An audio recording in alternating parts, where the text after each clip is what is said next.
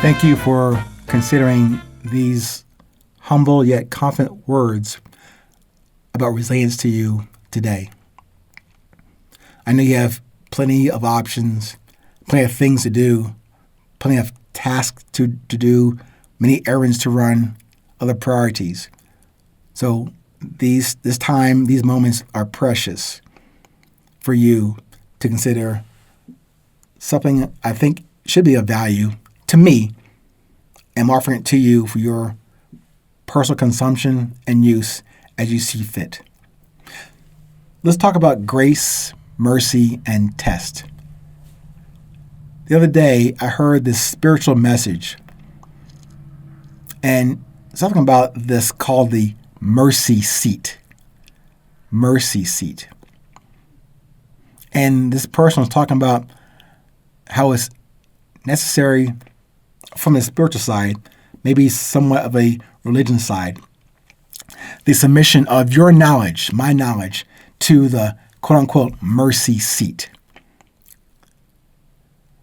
I think that mercy seat represents the message through the messenger in your own decided upon religion or spirituality. But submission of your knowledge to the mercy seat, to the message. Your submission is not to the messenger or any messenger. You're submitting your knowledge, however vast and deep or as shallow as it is, submitting your knowledge to the information and wisdom that mercy or the mercy seat has given to you for you to receive. That is the grace that you really ask for, and before it ever appears to you, when that grace appears in you, in front of you. But when you think or know or believe that you have all the stuff you need to master in this lifetime, meaning you have embraced your own vanity, your own arrogance, not only does that go against and work against the insistence of your existence here and now, it also violates the very quality that proposed to you each day with every 820 message. The very real resilience that we all have and that most of us ignore or that we tend to reject. Not just turning our noses up and dismissing the gift of life that we did not create or ask for. I'm not saying that. We make a silly decision to reject the very essential grace and mercy provided to us in this day or for as long as this day lasts. And in this moment, for however long this will last, and within which we should get to the business of why we are here and work, of producing something with this breath that we're sharing right now. We should be producing something in this moment. A positive thought, a positive movement, a positive effort. And I say in this breath, I'm also meaning to refer to this heartbeat. This sense of living and loving that we don't have the choice to decide on anyway. And I suggest this to myself before I mention or share or direct this to you. This is to remind me to get busy with productive actions more than the dalliances that I distract myself with. I do that a lot of the time more than I want to admit to. So, again, I'm sharing these messages with you, but really, I'm not telling you to look at yourself. I'm calling myself out on my flaws, not for collective internet sympathy or empathy. I'm just offering that for clarity and context in this discussion to you, but for me myself. Please consider the vast amount of information, of knowledge out there. And then also consider the continuity and the consistency of the grace and mercy that we each get in each succeeding moment. We get that without ever asking for it. We get that before we ever plead and pray and beg for it, particularly when we're under duress and distress.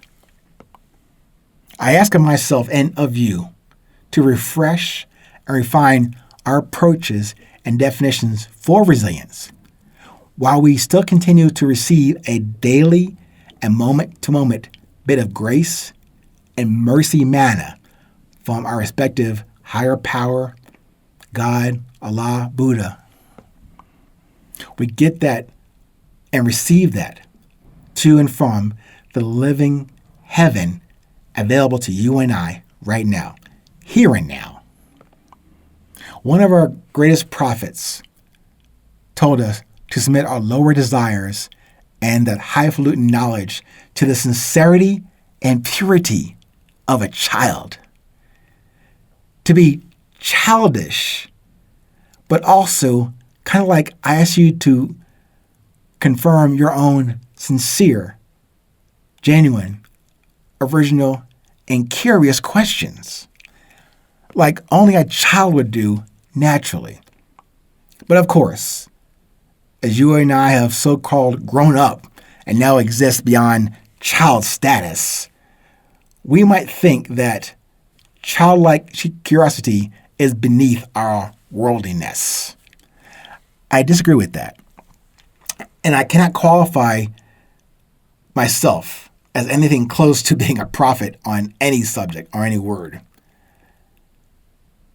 But if you can accept the prophets of old with a saying or guidance that seems quite necessary now, perhaps you can hear some of what they have told us all before. In this message between us today, have mercy and grace in this test we must take today. Have mercy and grace in this test today with resilience. So perhaps what I'm saying does seem to align or vibe with what's been said to us before. From people we never met, yet it's been documented, recited to us as importance of being a human being, but human being from a spirituality perspective in essence. To don't rely on the knowledge you seem to have acquired or accumulated and put on the shelf or on your mantle or on your diplomas on the wall. Remain consistent and committed to that curiosity as a child, the genuineness of a child, the confidence of a child, the vulnerability of a child. No, we're not children.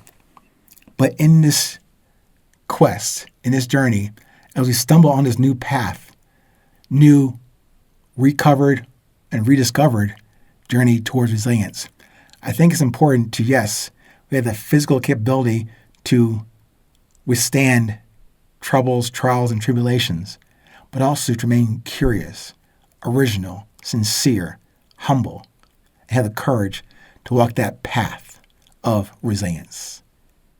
Stay present. Stay current. Please remember, it is always 8:20.